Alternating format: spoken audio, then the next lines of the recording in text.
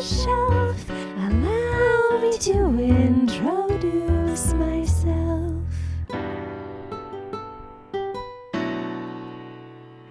Stoner Story Witch.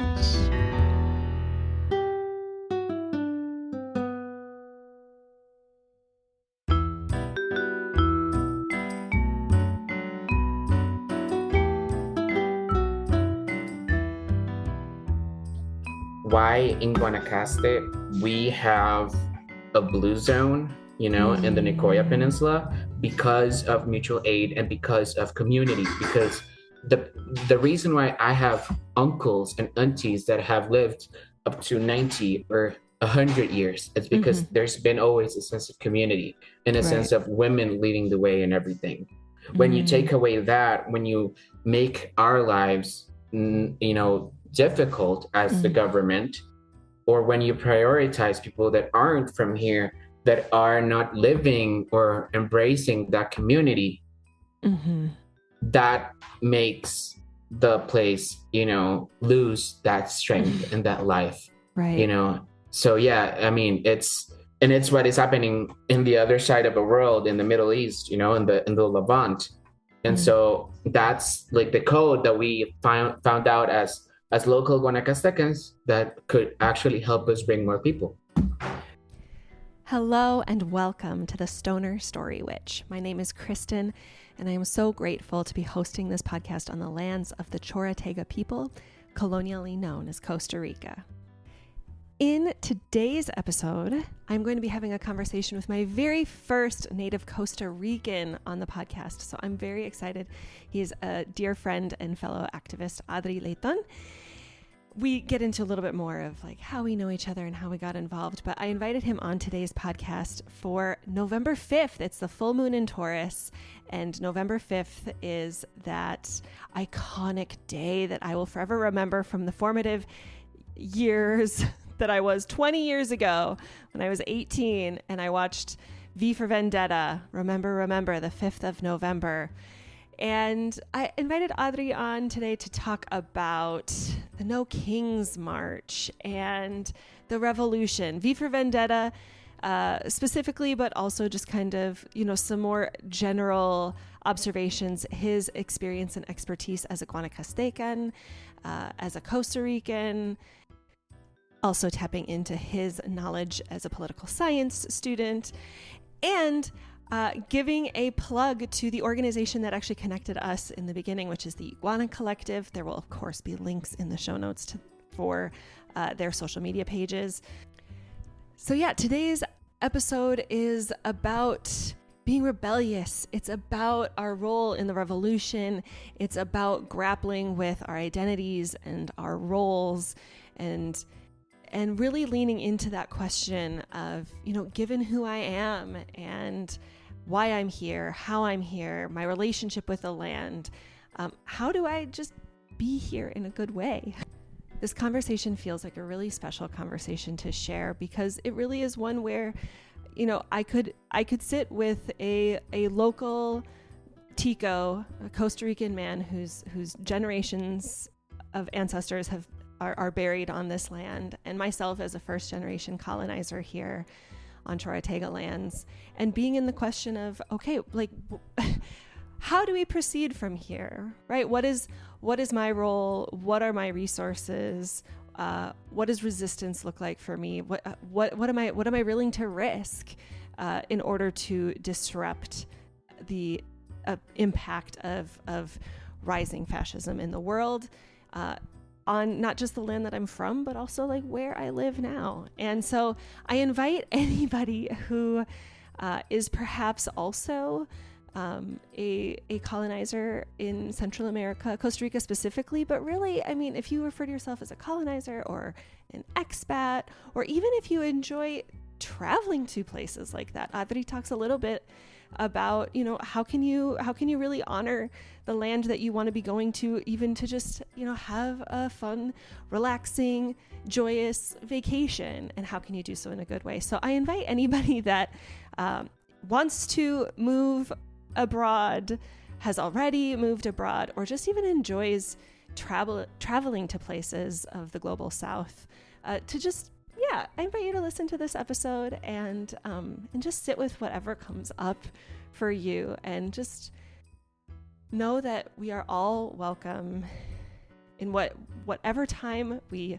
are joining the revolution, in whatever ways that we want to join.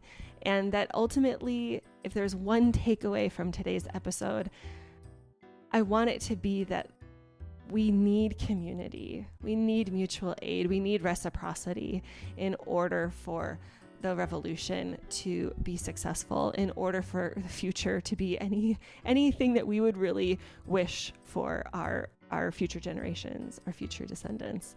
Anyway, on that note, I will leave you to the conversation. So here is my conversation with Adri. Well, welcome to the Stoner Story, Rich Adri. It's so nice to have you. Hi, Kristyn. It's an honor.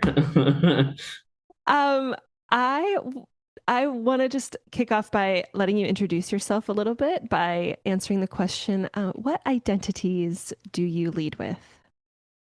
Well, it's always a pleasure to work with you, to be here. Thank you for having me. I love supporting white women projects and podcasts. I do it for charity. My name is Adri Leiton, or you can call me Adri or Adrian. I am 25 years old. I am originally from Santa Cruz in Guanacaste. That's where my family's from. But I live in San Jose, in Costa Rica. I was born in the States, though, in Dallas, Texas. So I have double nationality. Um, I use he, him pronouns. I don't know. I like to work with like communities. And so that led me to study political sciences at the University of Costa Rica.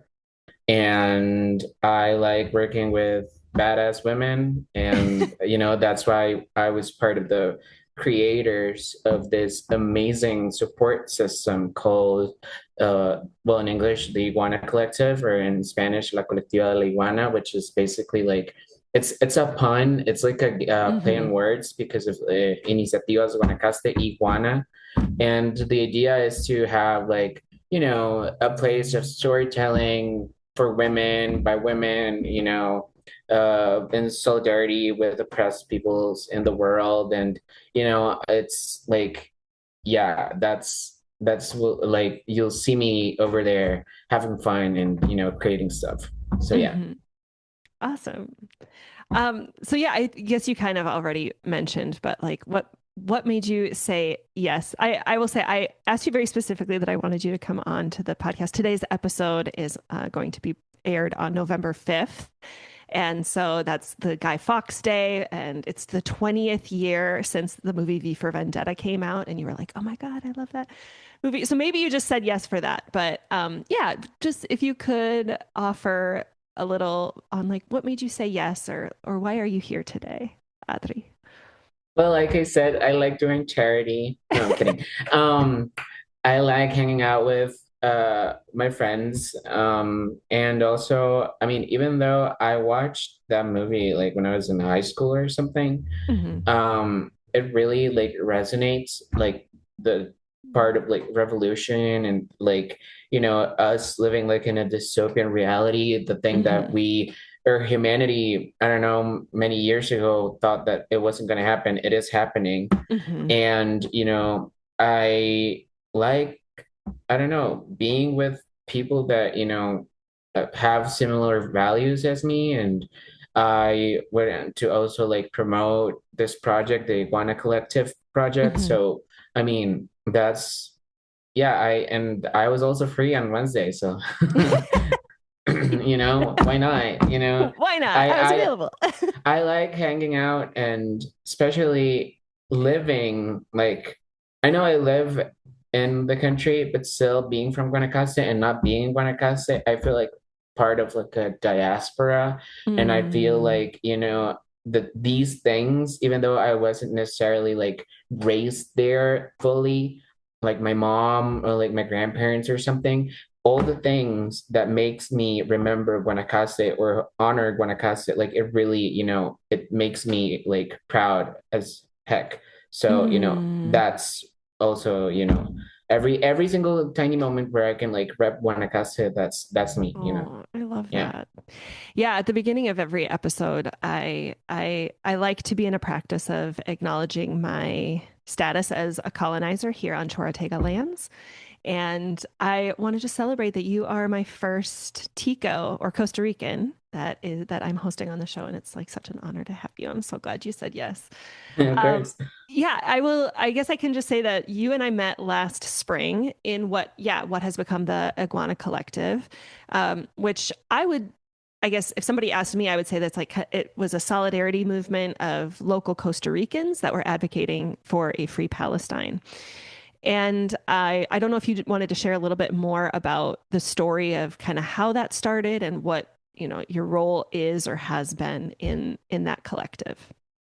Yeah, well, we were talking, some girls that I knew from there, and I, about, the mayor of Santa Cruz and many other mayors in Guanacaste that were initially thinking about going to Israel Mm-hmm. for an event that was created by Zionism for like municipal or like local government conferences or something. It was Mm-hmm. called Muni World. And Mm-hmm. there was a Costa Rican delegation composed of like 15 mayors and like people from local governments or like institutions that were going to this event. And the mayor of Santa Cruz, he was one of them. And he was Mm-hmm. the one that was saying, yes, I'm totally going. I'm not backing Mm-hmm. down. Let's do this thing. Mm-hmm. Um, I was, or I've been part actually of like collective movements, political parties. I'm part of like this party called Frente Amplio, Broad Front.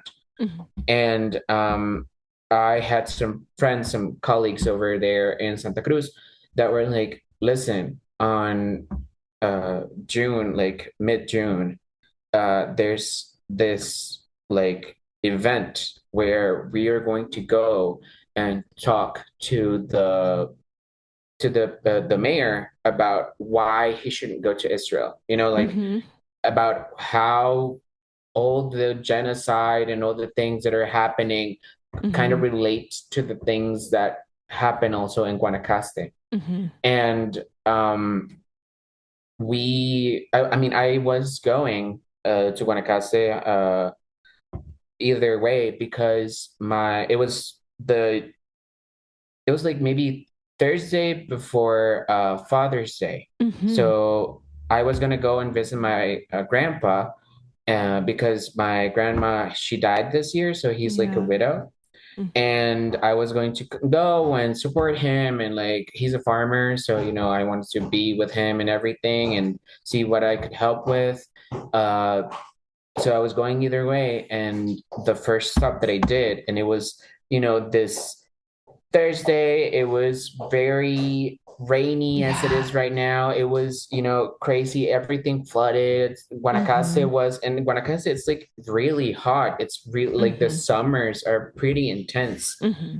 And that day it was like raining and everything, but we were like a collective of what, like maybe like five women and two guys Mm-hmm. that were with posters and everything saying Mm-hmm. like, listen, dude, don't go. And it was funny because as we stopped, like the minute that we stopped intervening in the council, the it was when the 12-day war between Israel and Iran started, Right. and the Mooney World was like suspended for a couple of weeks, Mm-hmm. until like things were like normal again. Mm-hmm.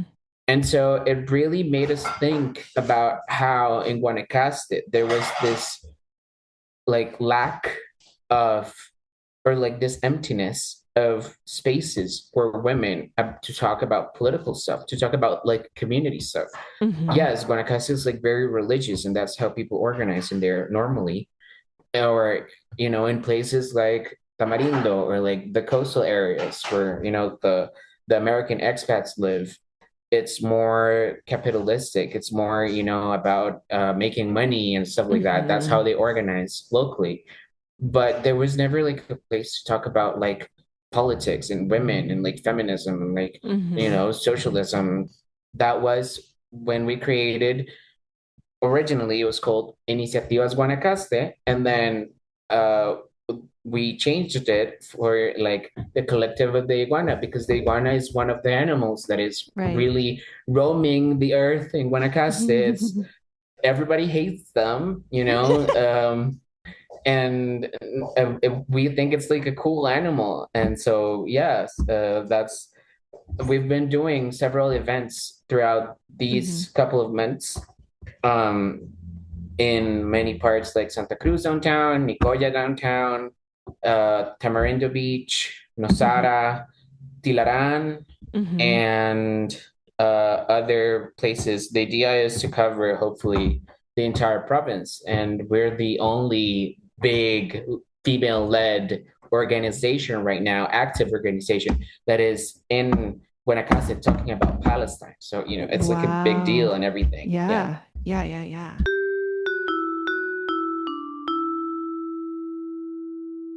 I think one of the things that really drew me to this group was, the you was hearing you talk about solidarity as a Guanacastecan with Palestine, that like your liberation is linked with theirs, and you guys even made these really great stickers. I have one on my water bottle, but like showing how the Guanacaste flag is very similar to the Palestine flag. And I mean, I guess I can share a little bit, and maybe you can fill it out a little bit, but like, a lot of the things that I've seen just even on the social media for the Iguana Collective is talking about how like the flood response right now, like just within the last couple weeks, there've been some crazy flooding, um, and there isn't government response. There is money that could be available, but of course there's corruption. And so like just the absolute necessity for mutual aid. And it's so interesting because for me, being from a country that, used to have systems in place, and now, like there's conversation of like the nutritional program is being cut. A lot of those supports that have historically been in place are now being taken away. And so it's like we are turning into um, a society where, I mean, mutual aid is always the answer, right? Like it's how can we just as a community support one another, and also, the government corruption, and you're talking about it a little bit with, the mayor and Mooney World. Um, I guess if there's just more you want to like, I think for me it's easy to, in my own experience in activism, uh, to like protest those things that are happening so far away, right? Like, oh my gosh, like we need to like free Palestine. So I'm going to just only talk about Palestine and kind of ignore the fact that colonization is the very same systems that are oppressing Palestine are still happening to marginalized communities where I live, regardless of where I've lived. Yeah. Our flag, if you've seen the Palestinian flag, it's black, then red, a red triangle, and then Mm-hmm. green Mm-hmm. and white in the middle. Mm-hmm. Ours, instead of black on top, is blue, and it's like a dark blue. It's like a navy Mm-hmm. blue. So it's really, really pretty So much the similar. same thing. Mm-hmm. There's also a place in a Carrillo that's like a canton in Guanacaste. It's called Palestina, and we don't know why. It's like a neighborhood. It's really like two trees and a church, but Mm-hmm. it's called Palestina, and they even have a school, and the school is called School State of Palestine, State of Palestine Primary School, or something Huh. like that. And when I mean, after October 7th, during the entire 2 years, and even today, where the ceasefire is in effect, um, Guanacaste people have seen sometimes, like on the news, people out on the streets protesting for Palestine, protesting against the genocide, and they see the flags and they like really think that why? I mean, it's like citing the very famous show Euphoria. Is this fucking play about us? You know, like they're like, oh my God, this is really similar to our flag, to our things and everything. And also on July 25th, which is like Guanacaste National Day, Mm-hmm. everybody on July is posting like these, and they're pasting these flags, paper flags of the Guanacaste province all over the place. And when Americans, or when like, people from other countries that are supporting the genocide, and they come here to Mm-hmm. Guanacaste, and they see all the little flags and everything, they also, get like, Mm-hmm. triggered. And it's Mm-hmm. because, yeah, we do share a lot of those things. Also in Tilaran, the other place where we have a community from the Iguana Collective, there's a district called Líbano, Lebanon. Mm. So, and Guanacaste also has many traditions, archaeological things. It has like a Black history that was like, pushed away, and all these things. How do you say this? The little vases that indigenous folks do in Guanacaste, the Chorotegas, they're very similar to the ones in Palestine, Mm. you know? Uh, Mm-hmm. so all these things actually could be a way of us as a collective, and us as like activists and people that, are politically engaged and that know about all these things that are happening around, could talk to the local communities and make them support our causes. Because in Costa Rica, sadly, especially here in San Jose, in the city, Mm. every that individuality that you were talking about, that lack of mutual aid, Mm. is what makes people, be like anti-human rights or anti-democracy, to vote for the right, to Mm-hmm. be in favor of corruption. Meanwhile, in places like Guanacaste, in places like the Caribbean coast, in the south of Costa Rica, etc., whenever you see trees, whenever you see, animals, and like the cows and the uh, pigs and everything, that's where people, you will see people that are more in favor sometimes of liberation, because Mm-hmm. they are actually asking for the liberation. And Guanacaste is the place for that. Guanacaste gives so much culture to Costa Mm-hmm. Rica. It is without Guanacaste, Costa Rica probably wouldn't have that much, because in Guanacaste we take culture and we take history and we take genealogy so seriously. And Wow. that actually links us to like Palestine. And yes, and you also mentioned about mutual aid and like corruption and everything. I think that's what can explain why in Guanacaste we have a blue zone, in the Nicoya Mm. Peninsula, because of mutual aid and because of community. Because the the reason why I have uncles and aunties that have lived up to 90 or 100 years, it's Mm-hmm. because there's been always a sense of community and a Right. sense of women leading the way and everything. When you Mm. take away that, when you make our lives, difficult as the Mm. government, or when you prioritize people that aren't from here, that are not living or embracing that community, Mm-hmm. that makes the place, lose that strength and that life, you Right. know. So yeah, I mean, it's what is happening in the other side of the world, in the Middle East, in the Levant. And Mm. so that's like the code that we found out as local Guanacastecans, that could actually help us bring more people. So yeah. Right. Right. I think that's so, like, I love that you bringing up the blue zone, and also this, anybody who's been to Costa Rica knows that Pura Vida is Yeah. this like saying that it means pure life. I can let you say more about that as well, but this idea of like, oh, I'm going to move to Costa Rica and I'm going to have this, I'm going to live in this blue zone. I'm going to live the Pura Vida.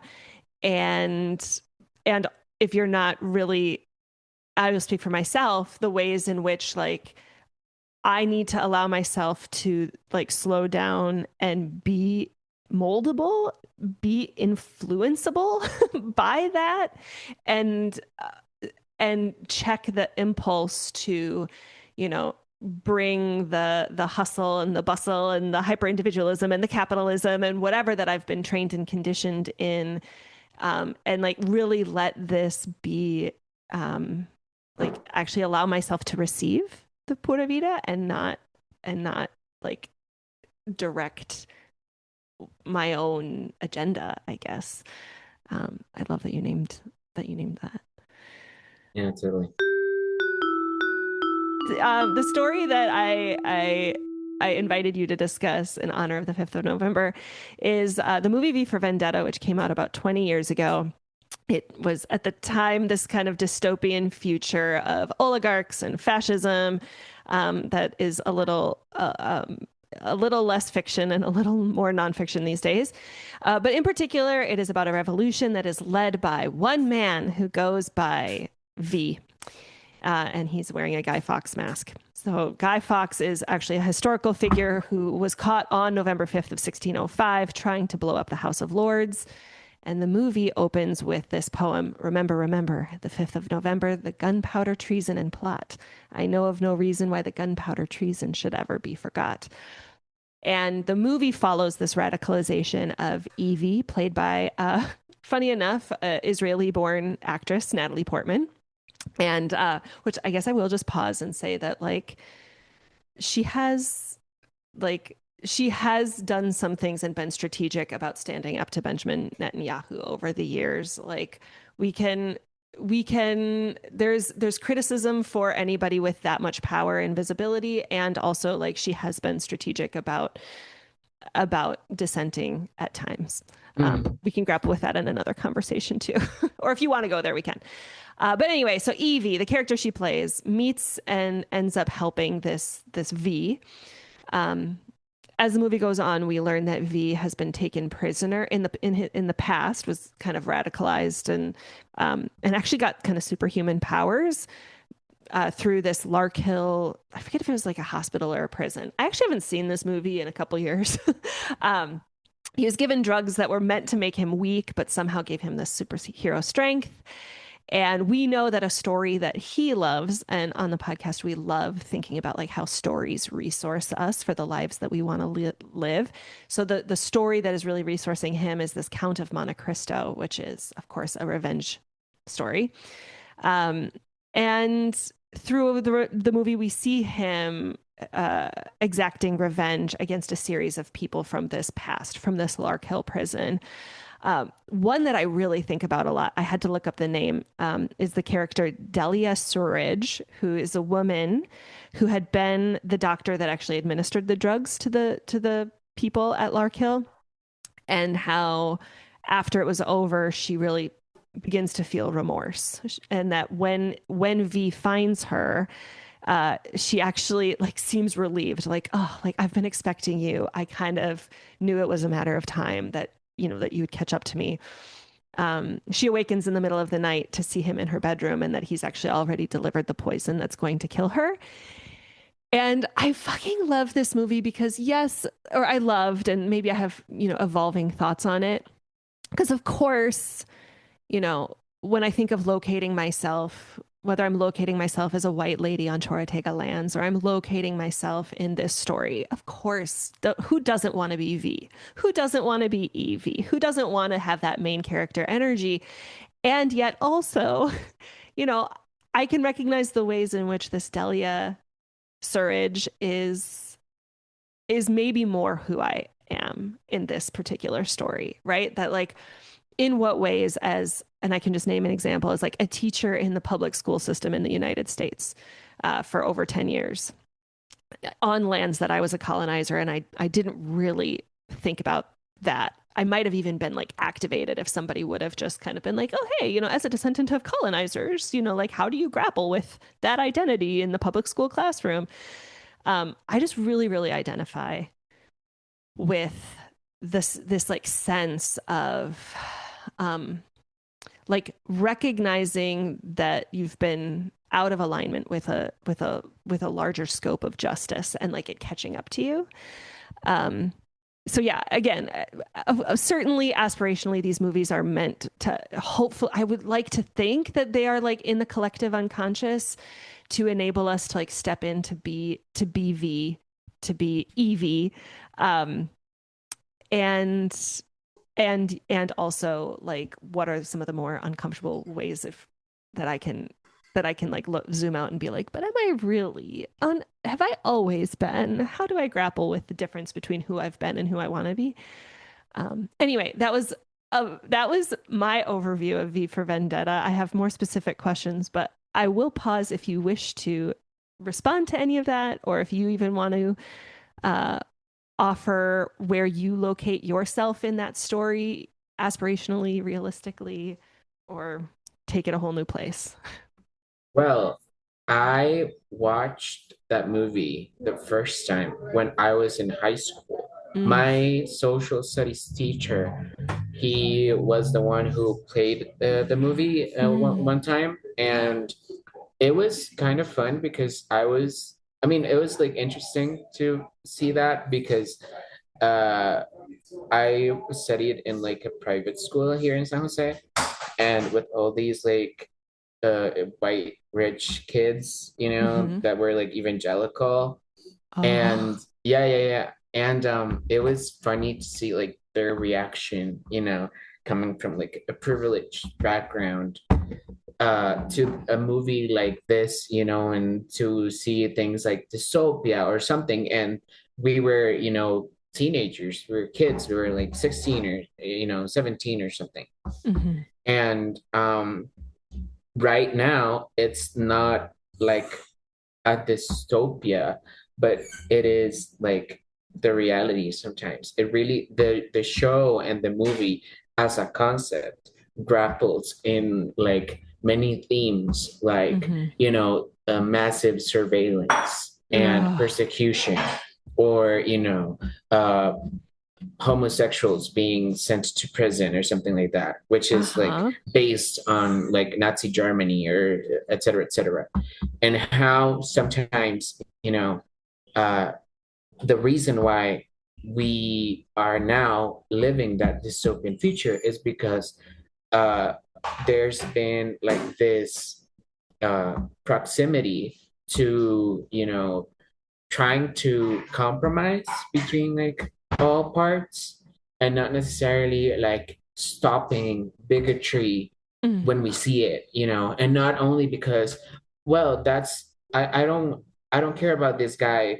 So, you know, I'm stopping, you know, symbolically or no. It's the reason why we're getting up to this place and this time is because we have normalized Mm-hmm. these types of situations that shouldn't be normal, you know. And I think that as someone that is a descendant of Guanacaste, that really speaks to me, you know. It really makes me, you know, like think and uh appreciate certain things, but also like think about, you know, the future of my people, of the country, of the region, you know, the world.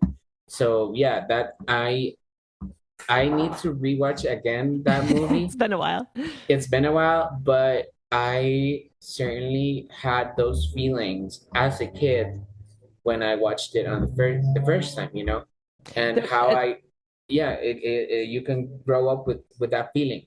Mhm. and the feeling, if you could name it, the feeling that you felt that you like just remembered, and like what a formative age to be watching, right? Like that right on like that kind of adolescent cusp in high school or whatever. How cool that your that your social studies teacher was kind of being like, hey, let's watch this and talk about it. I'd be curious to anyway, but you're saying like you, it sounds to me like you kind of had this visceral feeling, and if you just could name like what was that feeling, or what was maybe like the vision or the story that that feeling was kind of uh calling you to live out, if that's I mean, I I I do remember, you know, like seeing the guy with the Guy Fawkes.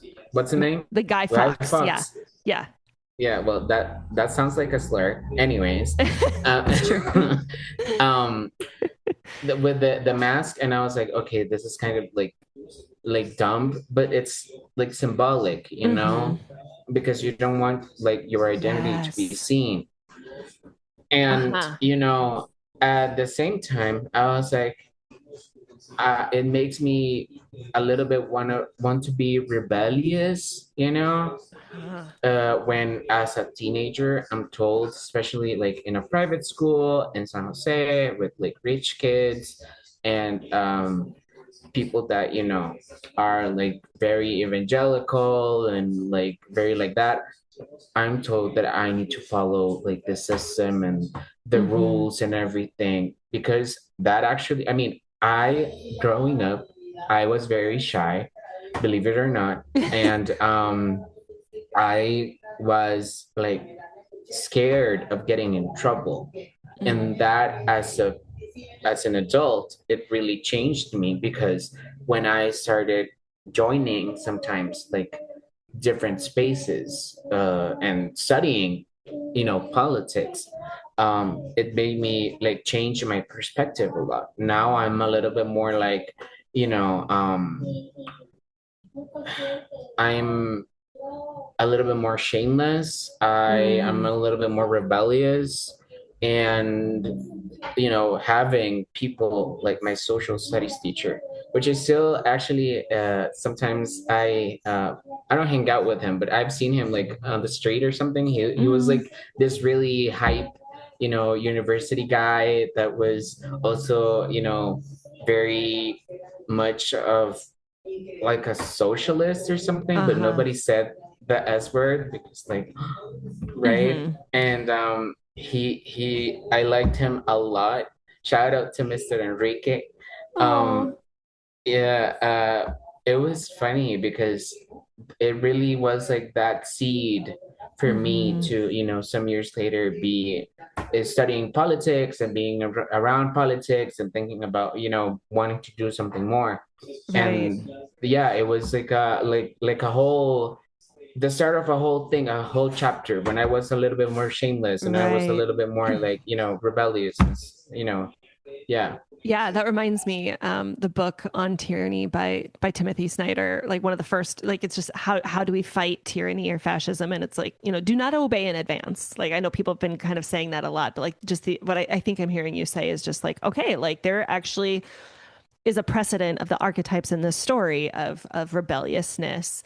And I love you bringing in too, like, I think there's like a symbolism about that mask of like, okay, it's not about the individual. It's about like we can all don this mask, right? Like there's a scene where V actually sends masks to everybody in London. It takes place in London because Uh-huh. it's about blowing up the British Parliament. But he's just like, here you go. Like, where am I? Like, you too can be Guy Fawkes. You too can fit the shape of a revolutionary. Like, find your way to be the revolution in whatever way that you can.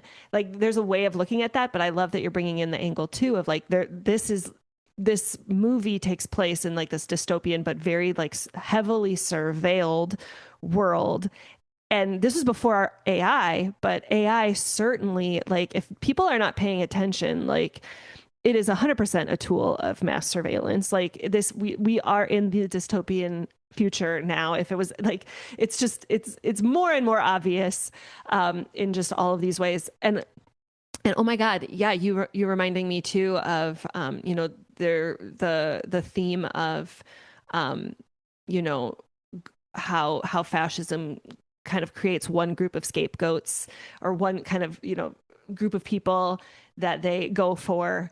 And the story of the you mentioned the homosexuality of the woman that I think he like receives little notes from in when he's in imprisoned in Larkhill.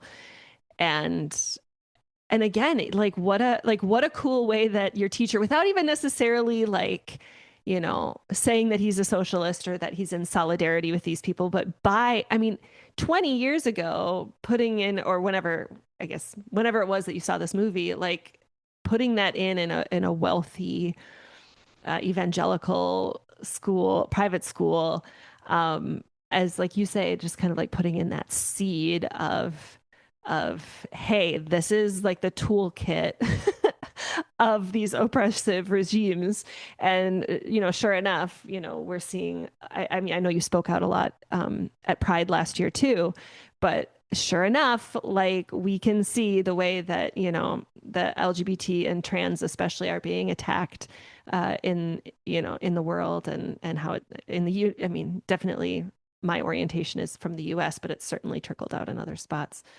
Yeah, I remember also, and I was before the interview, I was looking at a little bit more information about the movie and everything. Mhm. And I saw a clip on TikTok about Ever happen while recording? Certainly it happens. We just had an internet glitch because every once in a while there's power surges here in Costa Rica, and then that tripped my internet. You were saying you were watching a TikTok.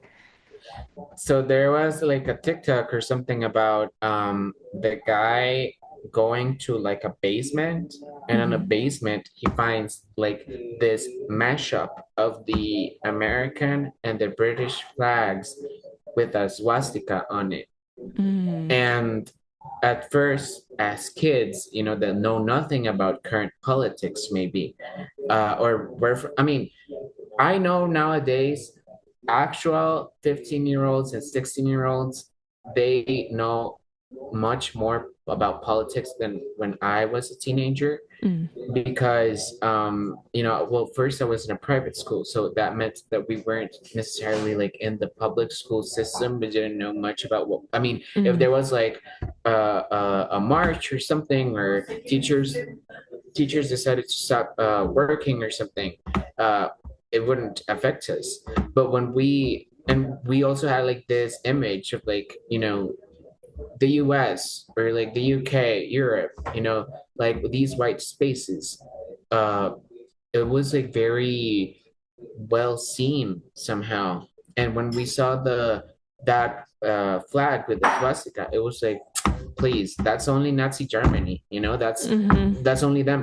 But nowadays, that flag, it really is like prominent, and you can see that it's not only like a movie thing. You can see that I mean, it has arrived to Mhm. those spaces, and those spaces represent, like fascism and stuff like that. Yes. And Mhm. actually, when you propose to me to come to the podcast, and especially on this episode for V for Vendetta, I Googled, and I remembered also seeing in like many news about like the protests for Palestine, and the student protests in the United States or in Britain or stuff like that, how this flag was used in these spaces to actually call out the fascism that was coming from progressive governments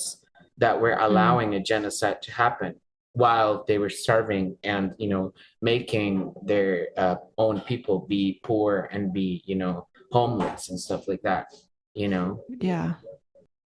I think what I'm hearing you say is like kind of the um like pretending to be anti-fascism, but you're actually like it's kind of like that the myth of like that progressive left, but it's really just fascism in disguise sort of thing. hmm Yeah. yeah, that, I mean, in the movie, it also the news networks that are like Mm. calling out V Hmm. for all the things that he was doing. Hmm. It really kind of reminds me of when I turn on the TV and it's like Fox News or CNN, or like these major news media outlets in the United States that control sometimes the narrative of what is happening, how they, for example, regarding Palestine, or regarding, uh, colonization of like Latin America, places like Guanacaste, but also other places in Latin America that also have like a lot of history, like Venezuela, like Cuba, that right now are Hmm. going into like this, drug war or something. How they 10 years ago they were calling out the White House for Hmm. being so pro-war, but now they are actually assimilating with the White House, and they're Right. controlling that narrative, and they're controlling. I mean, they're pushing people to actually go for these guys, just like it happened with Vendetta. Right. Aligning with them. V Uh-huh. had to actually tell people, put on the mask, look like me, Hmm. because if not, he was going to be recognized for being the only guy with the mask. Right. Oh, that's Hmm. another really great way of putting it too. It's like he's protected if everybody can even just Look kind of like help him. help him hide in plain sight. Man, there's so many different ways you can look at the symbolism of the mask as protection against surveillance, as the mask as an invitation of everybody kind of do your part, but also like, you know, to your point, like helping him to hide. Um, I yeah, like I I had a question of, I think we're kind of already in this question of like, what do we like about how this movie portrays revolution? I like that the movie does allude to, and I think I shared with you a Substack from somebody that I follow, Desiree Stevens, about how on the eve of the No Kings rallies that happened, and there's of course a lot of very understandable like frustration by people in activist spaces, that it's like, okay, like you can get together and kind of perform a rally, but without actual disruption, without actual requests, without like, demands rather, like all it is just a performance. Right. Yeah. And so that disruption is necessary, and that disruption does lead to risk. Right. If I remember, I think that we kind of follow like a little girl who's kind of, maybe, I don't know, 10 or 12 years old. And it's so funny how much I do remember aspects of this movie, but we just kind of watch her and her family kind of consuming the propaganda that is through her TV. But we also kind of see her getting excited about this vigilante, this V. And then when she gets her mask, she puts it on and is running around, and she gets shot. She gets, I believe, killed for wearing that mask. And I feel like that's a really, you know, a very aggressive but true symbol of like, yeah, like revolution is risky, and what are you willing to risk? We also know that, like, once Evie puts herself out there and aligns with V, she can't go back to work, right? Like that's when he takes her to like kind of his underground lair. He's somehow like we can just like put a pin in the fact that this guy is like really wealthy. So like I'm a little bit curious, like how does he have all this money that he can just like buy all these costumes for everybody in London, that he has this underground lair and all these like artifacts that he's been able to, anyway, that's an aside. But yeah, like, and how Evie has to confront like the fear of what she can lose, the fear of what it is that she's risking. When he kind of kidnaps her and leads her to believe that she is imprisoned in the same way that he is, and how like kind of coming to terms with her own fear and accepting her death, like accepting just like that it's possible that then she is, then unrecognizable and is able to move about the world and be a part of the revolution, just kind of unequivocally. That really made an impact on me.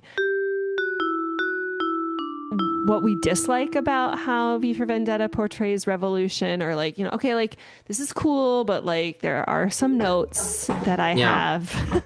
Yeah. It is still very Hollywoody, you know what I'm Mm-hmm. saying? Like it's still very, oh, and happily ever after. You Mm-hmm. know, the guy gets the girl and London is saved and blah blah blah. That also kind of, is what for me No Kings represented. Mm-hmm. Like it was very performative. It was very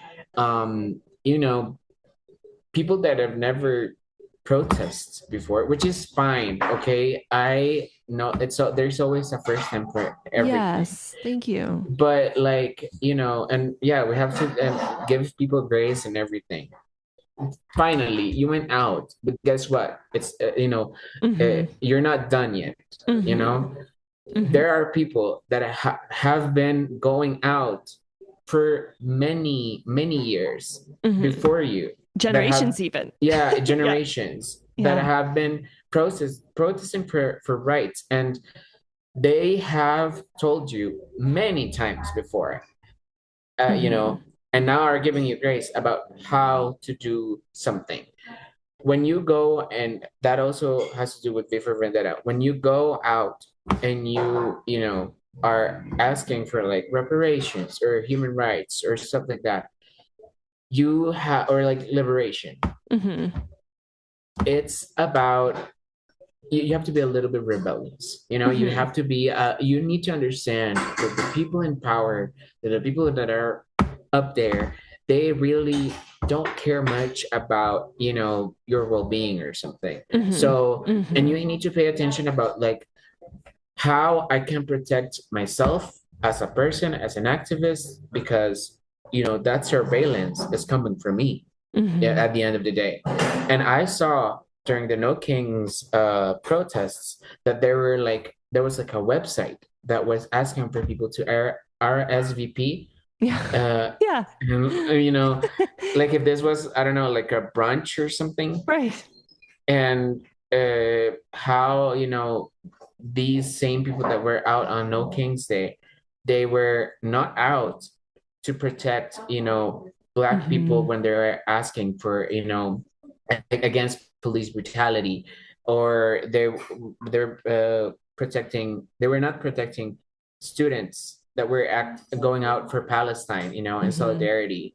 That they come to Latin America and they don't really care about the people that live here. They Mm-hmm. just come here to party or something. Like there is like this, like, I don't know, a sense of being, you Mm. know on top, and being The the hierarchy. one, yeah, the higher one. And I've Mm-hmm. seen it not only in the United States but also here in Costa Rica, where there are people that are leading a cause, and they have the money, they have the resources, they could be joining us and supporting us and like doing all these projects together, but they don't want to, because they don't want to get dirty.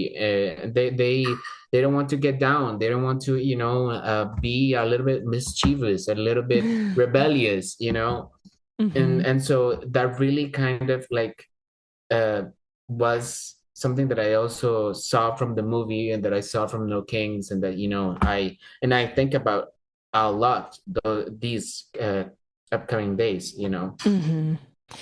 Yeah, yeah. You're talking about like kind of this hierarchy. I think that that's a little bit where the hierarchy and the individualism again. And I think this goes back to the mutual aid that we kind of started this conversation Mm-hmm. with is like, Yeah, this movie doesn't totally. fucking show mutual aid. Like the closest thing we get is like V is making Evie breakfast and she gets butter on her toast, right? It's just like, oh, okay, so he's, Wow, like we know what he's a rebellious. Yeah, man. yeah. Like, which is like, okay, like, so like, he's cooking for her. But it's like we don't really see her held in community. We don't know who his village. So the whole idea that we can get this, and again, like the revolution loves, like Luigi, right? The man who Uh-huh. allegedly killed the billionaire health CEO. Like we love this idea of there being like one person, one and kind of like a martyr. I mean, V actually does, he does lose his life in like that epic battle, and ultimately it's Evie that like he has the explosives already in the subway, and Evie's the one that's left to pull the lever. Um, but it's still I don't like that it's, even though he's wearing a mask and we can see the symbolism of like, hey, we can, or I could choose to parse out like everybody can wear their own mask, everybody can figure out what's your role in the revolution. It still very much is like he orchestrated the whole fucking thing, right? And it's like, oh, we just need that one leader that can save us, and that is the same fucking thinking that leads us to fascism, right? Is the idea that, oh, if just this one leader. And so, like, it's again that the Audre Lorde, the master's tools will never dismantle the master's house. Like, we can't use that, like, V in his mask and all his money and his superpowers. Like, that is what it takes. It's like, no, like, there's this, there's this, we know that there needs to be this disruption. We know that there needs to be this collapse. We know that, like, okay, like blowing up parliament needs to happen, right? In the jargon of this movie. But there really is no what is the system that the movement is creating instead, right? Like, there's the effective movement work needs to, be like disrupting and collapsing that which needs to stop, and also be like building something to replace it, like mutual aid networks. And just like the complete absence of that, knowing what I know now.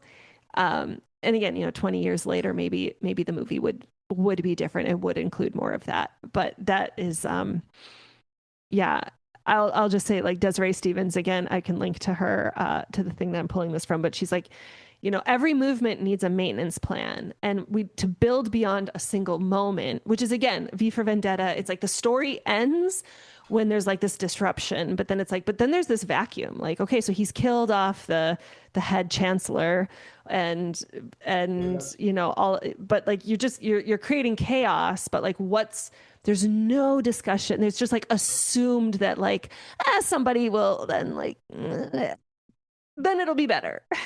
But it's like, the hardest thing is like collectively imagining, how do we build beyond? And so, yeah, the importance of educating, resourcing, and relating. So, like Desiree Stevens says, learning the systems you want to dismantle, study, read, stay curious, support local organizations with your time, skill, and funds, find existing mutual aid networks, and you don't need to reinvent them. So, like the iGuana Collective. And then also just like being relational, right? Joining and building community pods, sharing meals, creating caring circles with your community. That disruption in practice is rest, repair, and redistribution, she says. So I guess that leads me to a question for you of like, from where you are and your role in the iGuana Collective. And I also will just name that, like, we're here to talk about a collective of local women, and neither of us are a local woman, right? And we're speaking the language of the colonizer in order to get the message out. And so, like, with all that being said, what are systems that you wish to dismantle, resources you wish to redistribute? What is your vision of like the community that you would hope to build and live in? Well, I'm gonna answer you with a quick story that happened to me, and some gossip, some tea that happened to me a few years ago in Guanacaste. So, it actually kind of piggybacks to the iGuana Collective, and how, we created this collective because there was like this vacuum, like you said.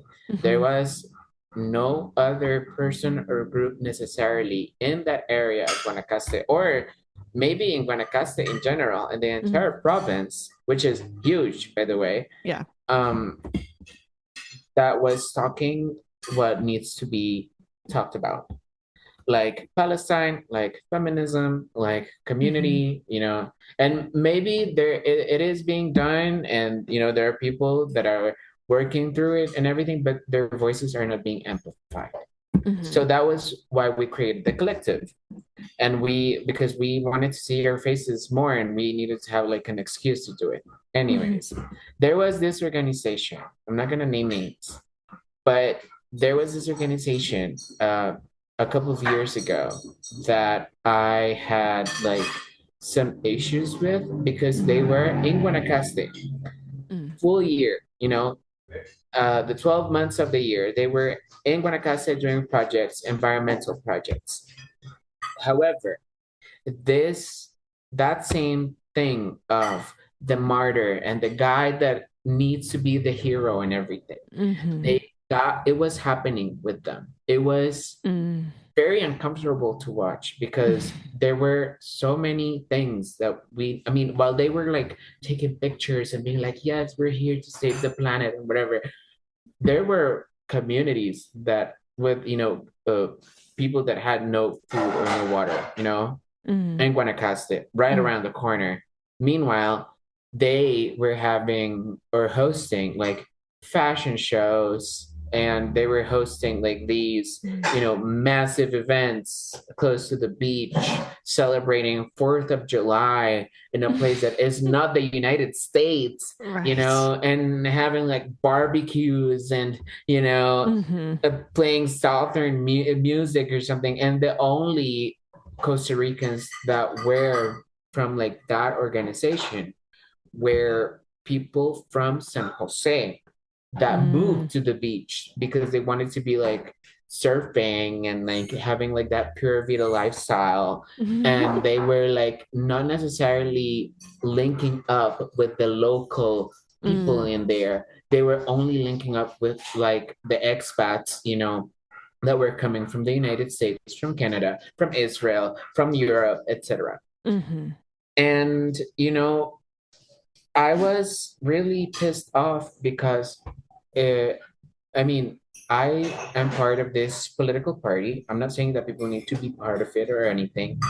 Um, but I was part. I was I was a candidate for um, a councilman in here in San Jose in the canton where I live, Mm-hmm. Um, and we not only here in San Jose, but all around the country, all these progressive grassroots movements were like asking for the local event Mm-hmm. or for the local elections, the local government elections.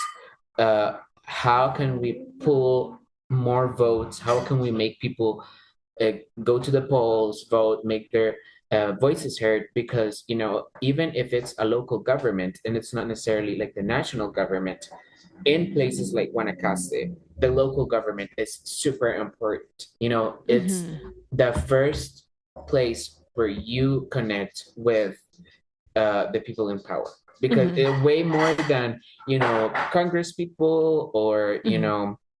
like the other powers of the republic, the executive branch, the judiciary branch, Mm-hmm. uh, municipalities, local governments, mayors. They are the people that you connect with first. Mm-hmm. Mm-hmm. And because of this election, this past election in 2024 in February, we had all these issues happening with local governments because of corruption and because that there was no mutual aid.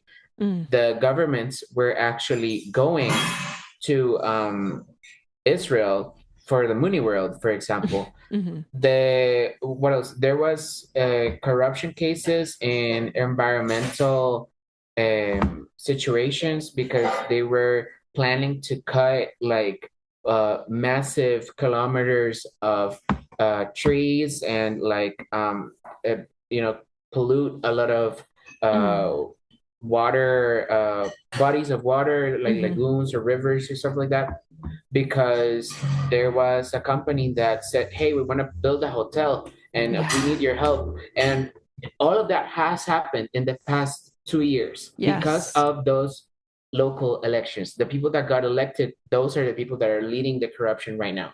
Right. And if you are an NGO, if you are a person that leads in a place that needs that change, and you have the resources, the money to for these actions to happen, and you don't do them, what are you doing then, man?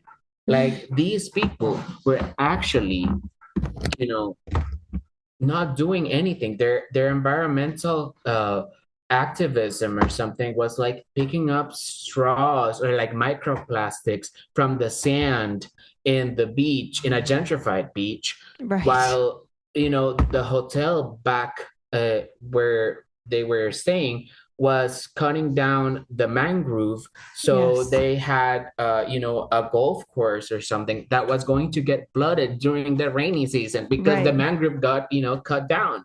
Right. So that really created a vacuum where women, again in history, women had to come in and take the lead and fix everything that was fucked up, and Mm-hmm. uh build something better. And that's what we're trying to do, and we're doing it without resources. We don't have, I mean, this political party that I'm from, it's not giving out money. The Mm-hmm. You guys, the gringas, you and your friends are the ones that are are sugar mommies basically, because we're doing this on our own. I'm doing this voluntarily. Whenever they need like a poster or something to be on Instagram for mutual aid for people that have been affected by floodings, I'm the one doing that, Mm-hmm. and I know that for example, in the United States, when there's like a grassroots organization or anything, there are funds that are for the Uh-huh. people to work there No. 24/7. There's landlines, there's like helplines and everything. We're doing it, because it's from our heart, Yeah.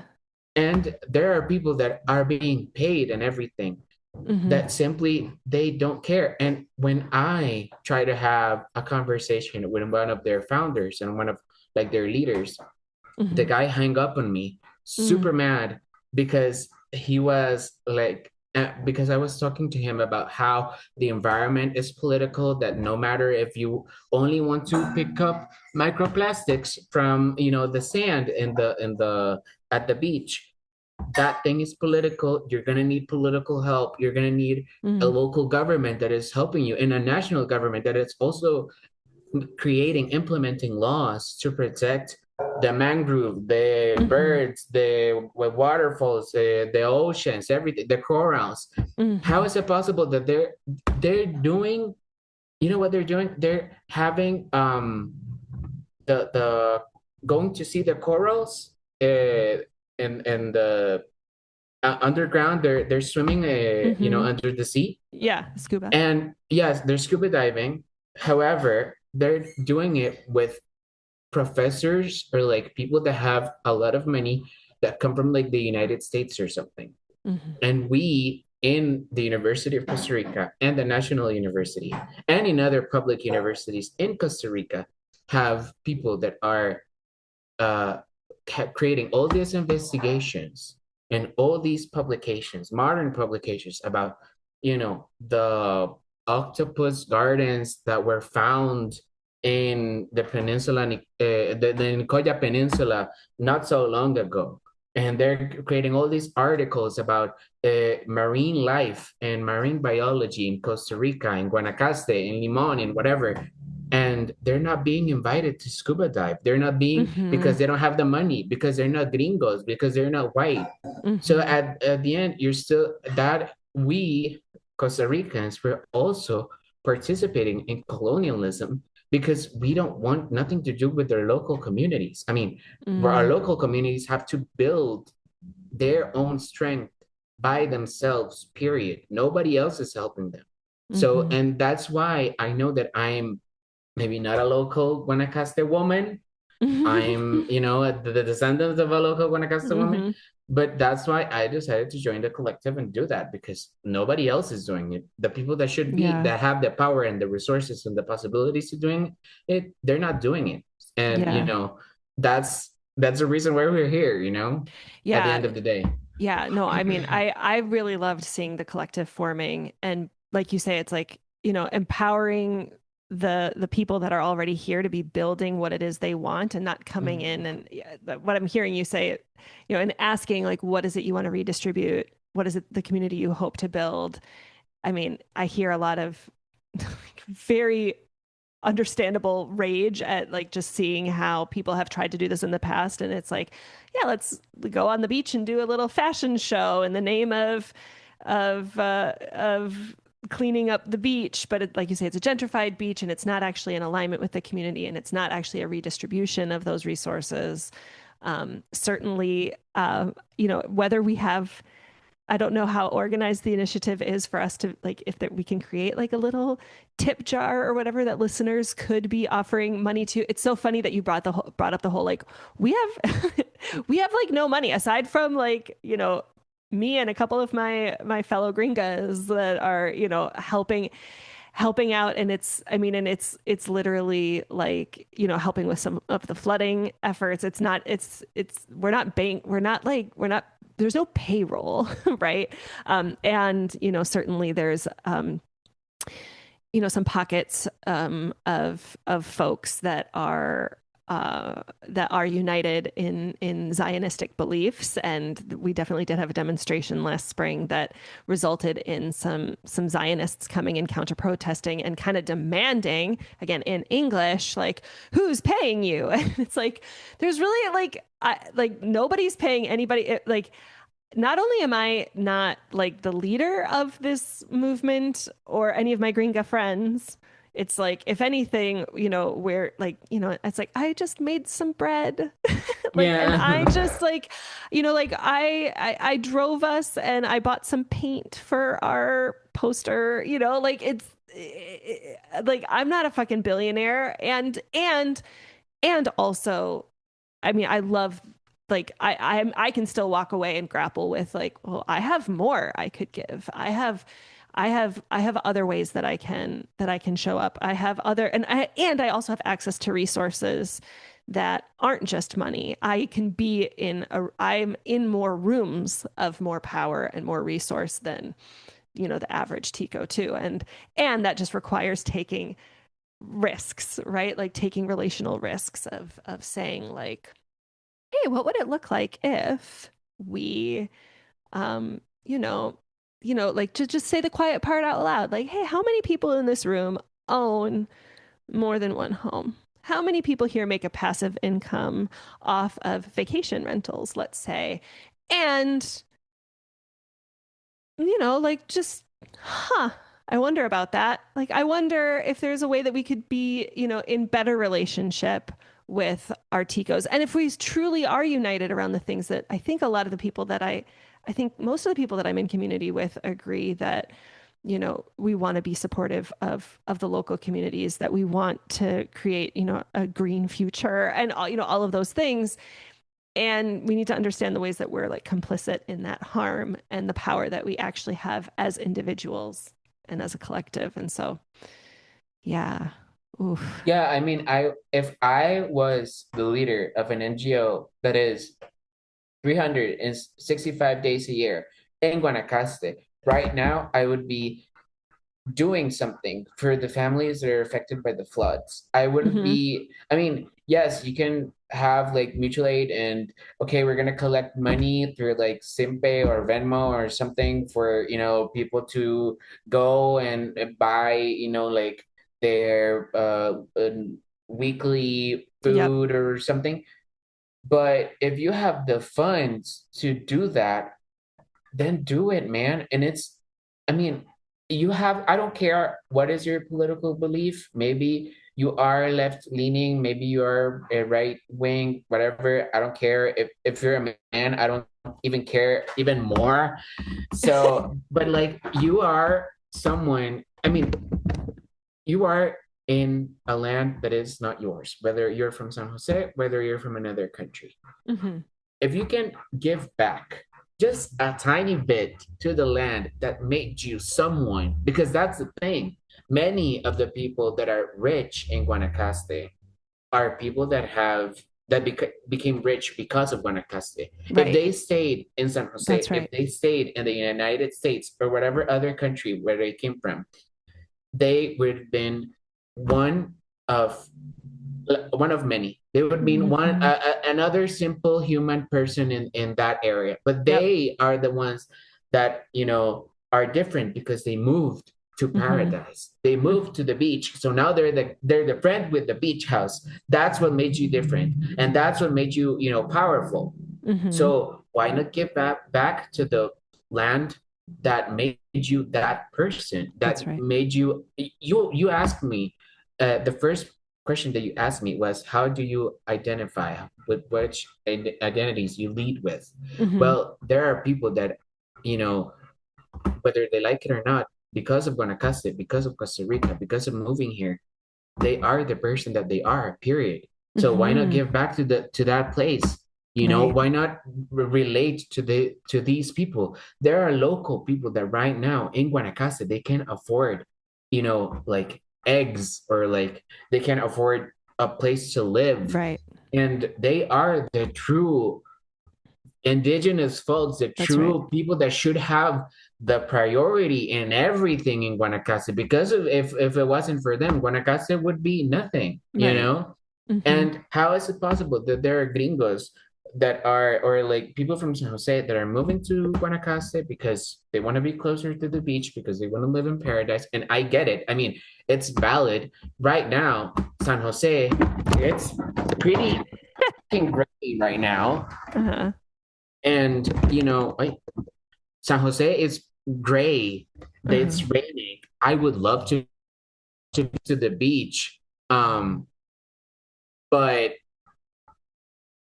that's not the issue. The issue is not necessarily people moving to this place. Great if you do, and you're welcome. I mean, please enjoy your stay, but actually do something while you're staying here. Right. Give back. That's the only thing that we're asking. Give Yeah. back. Do something. It's Yeah. the and you said you maybe you can bake bread. That's something.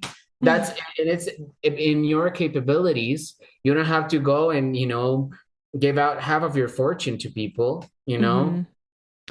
Yeah, But yeah, I think it's like at least just invite yourself to be uncomfortable grappling with the aha, question, exactly. Yeah. right? And like Mhm. and it's so funny because it's I find myself being like, "Well, tell people what to do." And it's like, "Well, it's different for everybody." And also, I mean, it would be great if we could leave listeners who maybe are, fellow gringos. And I guess we should even say like gringo is, but we defined that Tico is like local Costa Rican, like somebody like whose, ancestors are buried on Uh-huh. this land, right? And gringos are expats. They could be from, from Europe, from the States, from Canada. Um, and so anyway, so yeah, if there are fellow gringos that are listening to this episode and are like, okay, yeah, like I do feel called to redistribute some of my actual monetary, you know wealth towards the initiative, understanding that it's to be used, honoring the sovereignty and the stewardship of like the tikas, of the women that are leading the initiative. Do you think that it's possible that we could set up some place that we could let people give money to in that way? Or what would be how can, I guess I would love to create like an action step of like, what's something that we can promote to invite people who are like, okay, yeah, like I do want to get involved. This does matter. You know, what are some of those steps that we can offer folks today? Okay. You can maybe follow our page on Facebook and Instagram, La Okay. Colectiva de la Iguana. Um, and maybe we can have like this, conversation, Okay. right? And if there are maybe again, you said it yourself. There are different ways of supporting or doing mutual aid or something.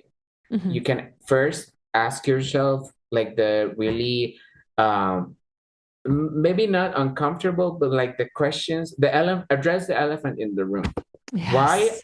why are you here in Guanacaste in the first place? Because Costa Rica is, you know, it's not necessarily like the biggest country, but like it is very diverse. There are Hmm. other places in the country where you could live with, but you are right now in a place that is, for example, close to the beach. Why is that? You Mm. know, you look around you. Are you surrounded by other ticos? Do you know local ticos from that area? Hmm. Or, do you speak Spanish? I know that it might be hard sometimes to learn like a new language or something, but can you actually understand what people are saying? Do you understand like the, do you come here with a vision of people need to help me? I have to be the first, the martyr, the V, or am I here to go and learn something new, be in a different perspective of like the States or Europe or Canada or whatever Hmm. uh is. Hmm. Even if you're traveling, even if you're only here for like 10 days or less, Hmm. why am I why when I go and I ask for a tour or a shuttle or something, why am I being sent to Tamarindo and not necessarily the border with Nicaragua, but not Peñas Blancas. No, no, no, not the official one. Why am I not going to see all the other Central Americans that are crossing the border, Hmm. with no papers or something? Why am I not being sent to those places? Why am I not going to the marginalized neighborhoods in San Jose or like around Guanacaste that have no TV, they have no internet, they work in a farm or something. Hmm. Those things can actually lead you by yourself to do something more. And when you Right. find that other community, that other type of people that thinks, differently from what when you like going back to V for Vendetta, when you choose to be rebellious and be mischievous against the system, again, you don't have to reinvent the Hmm. wheel. When you ask yourselves those questions and you find yourself in with other people that have also asked those same questions to themselves, Hmm. then is when you can like create action, have mutual aid, and start doing like proposals or something like that, having Hmm. toolkits, educating, whatever. And that's what the Iguana Collective is all about.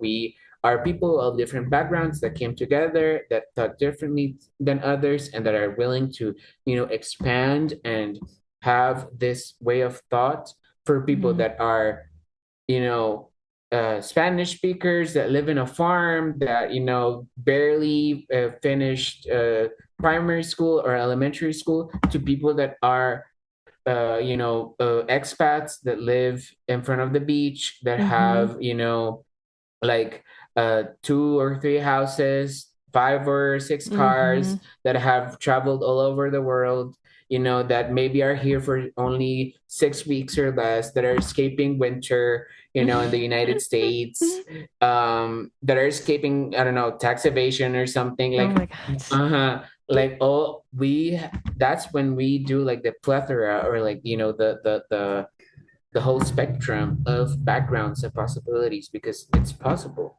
with Mm. everyone. Hmm. Oh, thank you so much, Adri. This has been such a great conversation. Of course. Um, yeah, I just feel so grateful that I found you. I feel grateful to, even though, yeah, like uh, I'm, I'm one of those, uh, I'm not afraid to grapple with my role as a colonizer, my proximity to the beach, uh, I feel sad that you're all the way in San Jose, and I'm excited to see you again real soon. Is there any other, um, well, yeah, no, and I guess I was just going to say, like, yeah, it just feels really nice that you're extending the compassion to like include me and befriend me across those differences, because I like it makes a lot of sense to me that there would be like yeah judgment at just you know the the various identities that I have and roles that I'm in. So it just I continue to be very grateful for your friendship, your expertise, your like I mean just to have somebody with as a political science student, as somebody who's lived in Guanacaste there, well most of your life, to really get a sense of this land that I've chosen to be that I have chosen, right? Like nobody invited me here um to to yeah to live and raise my kids. So I'm I am so grateful for you. And oh. Likewise. I mean, here's the thing. Um, I I've been talking, and I made a friend a couple of years ago. I had the opportunity of traveling to Istanbul in Turkey, and it was for like this youth forum that was it was organized by like the US Direction for Human Rights or something like that. It had the Mm. organization was like a conundrum. Was like, it made no sense the name because the US and human rights don't go necessarily in the same sentence. Anyways, it was also very like even though it was in Istanbul, so it was in the Middle East and everything. It was very Zionist led and Mhm. I got a scholarship. I had no idea it was like Zionist or something. And but it was a full trip, to Istanbul. So I was like, yes, let's go. I met a lot of Arab people and I met a couple of Palestinians that came like Mm. from the West Bank or something. And they said to me, and that I took it as someone from Guanacaste, that also had complained about like, oh, the gringo culture in the beach and that is Mhm. making us sometimes like unsafe or blah Mhm. blah blah. And they were like, we as Palestinians in media, in popular culture, we are seen as um we're anti-Semitic, we're anti-Jews, we hate Jews. Mhm. Why would they be so uh, unwelcoming with Mhm. the Jewish people that are moving to Right. Jerusalem, for example, or something like that? And they're like, we don't care if you're like Jewish, like good for you. Mhm. Jewish people have been in Palestine for Yes. generations, many, many years before the creation of the state of Israel, before Theodore Herzl himself thought one day, I'm going to go and colonize Jerusalem, Mhm. and for Jews. Mhm. The thing is that many Jewish people that move to the Middle East, they move in the sense of colonizers. Zionism makes them be a settler. Mhm. And that's how they, even though they could stay in their home countries, in Europe, in North America, in wherever, they decide to go and be in the middle of a conversation that isn't theirs. They're Mhm. not Palestinians at the end of the day. But it's okay if you choose to come here. I mean, when I took it as a Guanacaste person, I was like, it's okay if you want to move to Guanacaste. Guanacaste is beautiful. Well, Costa Rica is amazing. I would Yes. rather live my entire life and die in Guanacaste than go to some shitty apartment in New York City or Chicago or whatever Mhm. and, be in a cold ass winter by myself, freezing my ass. And, you know, not having that sense of community. Of course, I understand. And I understand so many tourists that come to Costa Rica and they're like, you know what? I'm going to stay here. Mm-hmm.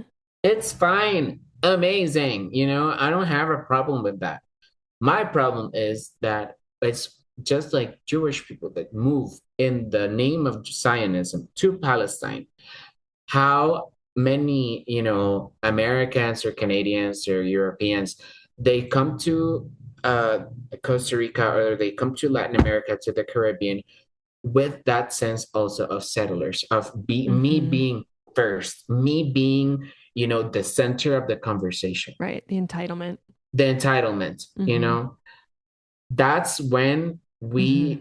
you know, when things go crazy because you're acting like a crazy person. You're being a fascist. You're starting to kill people. You're starting to, move families from their, ancestral homelands and everything. Mm-hmm. That's the problem. And if we're gonna talk about, should Americans move to the Middle East or Latin America or the global South or whatever? Can we talk about also, can people from the global South move to the global North? Because those are the places where nowadays fascism Mm-hmm. is, like this, uh, with ICE, with all Mm-hmm. the immigration raids, Right. with, people calling us illegal aliens, everyone that is, the color of a paper bag or Uh-huh. darker, you're not welcomed here. So who is actually, I mean, migration is a natural thing Right. for not only for humans, but for Right. any other species.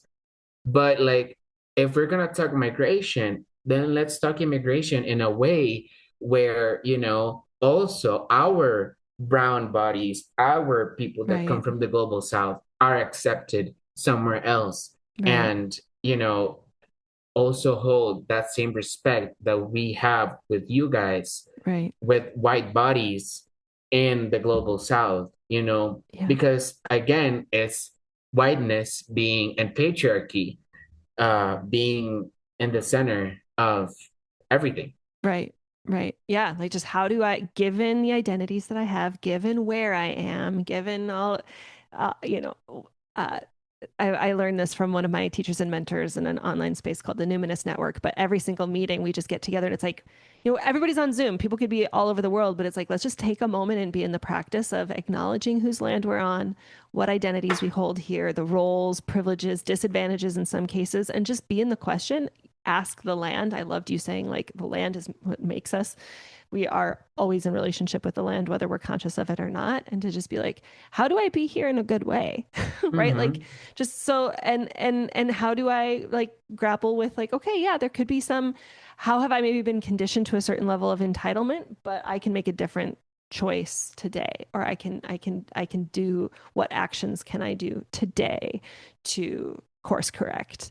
And oh my God, I love that. It's like, yeah, like, like, like, fuck borders. Like, yeah, whatever, come here, but do so in a good way. And part of that is, like, if you are expecting us to welcome you, then, like, you better be making it okay for, people like me to then be going to the place that, that whatever residual power, I might have at, voting and whatever else too. So, oh man, we could probably keep talking, but we are at, like, the time that we had set for ourselves. So I wanna end in a good way and not give myself too much editing to do. But any final thoughts before we say goodbye?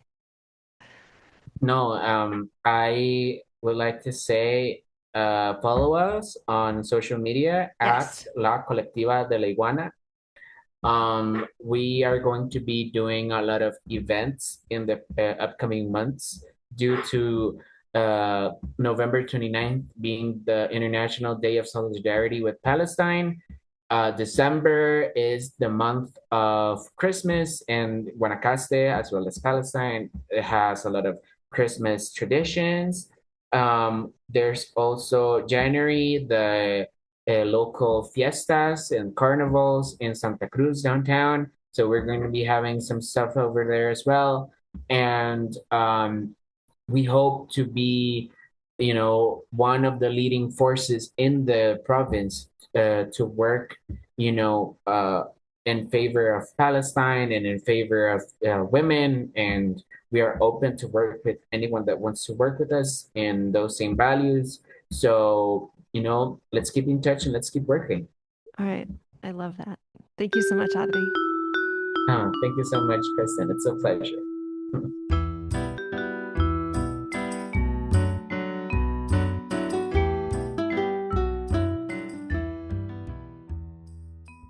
Thanks again so much, Adri, for coming onto the show and for the lovely conversation. I invite any listener who wants to check out the iGuana Collective to click on the link in the show notes and reach out to them directly. If you have anything negative to say, if you're feeling a charge and you are wanting to take it to the comments, I invite you to, maybe pause, maybe take a day or two, get really clear about what it is that you're asking. And why don't you just put those on my Substack? Let's leave the iGuana Collective for people who are ready to join and have like a good faith conversation about like how can they join that movement. And yeah, as always, I'm welcoming conversations, questions to my Substack or at stonerstorywitch@gmail.com. And yeah, I mean, and I just want to, I want to also offer, offer compassion for any activation or sense of being triggered this conversation may have had for folks. I'm also going to link in the show notes of a teacher of mine, Dr. Rocio Rosales Mesa. I didn't necessarily talk about her in this conversation, but she's really challenged me as a white-bodied woman who's been raised in like kind of purity, capitalistic, patriarchal constructs of things have to be one right way and purity, all of that. And I don't know, sometimes the left can kind of eat itself. And she said, hey, white women, you can offer the same level of compassion to other white women that any woman of the global majority has offered you. And through Dr. Rocio Rosales Mesa's warm compassion and invitation into the revolution, without her, I would not be where I am today. This podcast would not be what it is. And so I know she just opened up another cohort of unlearning the colonized mind. But I will also just link to her work because she's just a great person to follow. So yeah, just to reiterate, however you feel about this conversation, it makes sense. And if it was hard, if it was upsetting, that makes sense to me. And it is my hope that you have a community of people that you can feel those feelings with, and that you can really lean into your sense of safety, dignity, and belonging within the revolution that Adri and I are discussing. And that really, I do believe that everybody does belong, and we just need to make sure that, we're not centering the feelings of the most powerful people in any given space, but really orienting to the local people, the original stewards of the land, people that people whose liberation has been the hardest to earn in these oppressive systems. They're the ones that are going to lead the rest of the world towards liberation. And so again, thank you so much, Adri. Muchísimas gracias a la colectiva iGuana. And I am looking forward to seeing what the future holds for the collective. Thank you to John Williams and Anais Mitchell for the inspiration for the theme song of the Stoner Story Witch podcast, as well as Matt Shuby and Kevin Carlo for their creative juices for the cover art and the sound editing and production. And with that, I will leave you with my quote from Rev. Angel Kyoto Williams that says, "Love and justice are not two. Without inner change, there can be no outer change. And without collective change, no change matters." Take good care, everyone. Bye for now.